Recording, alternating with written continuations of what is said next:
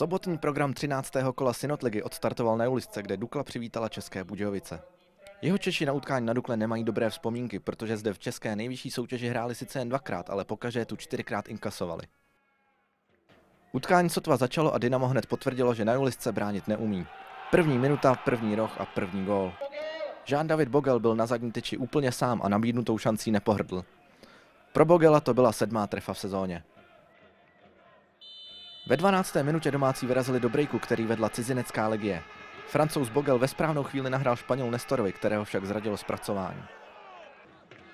Poté zkoušel štěstí z dálky Jakub Mareš. Stejný hráč zahrozil v 34. minutě, když hlavičkoval nad bránu po centru Nestora.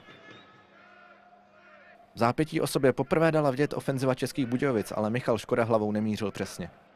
Dukla byla blízko gólu těsně před poločasem.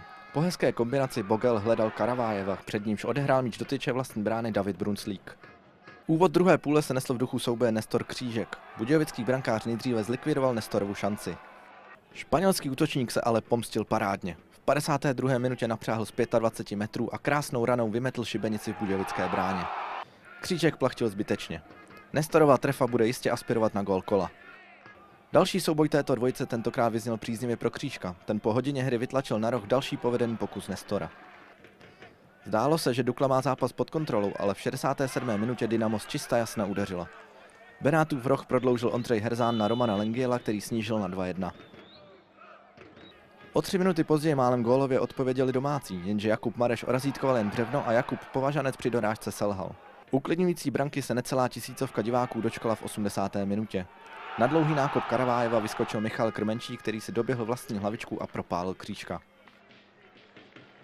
Dynamo už se zmohlo jen na slušnou střelu Petra Benáta, s kterou si poradil Filip Rada, a víc už se na Julisce nestalo. Dukla se tak zlepšila už na 19 bodů a alespoň na pár hodin se vyšvihla na 5. místo v tabulce.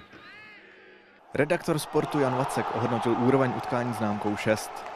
Za muže zápasu označil Jeana Davida Bogela, který se vystřelil 7.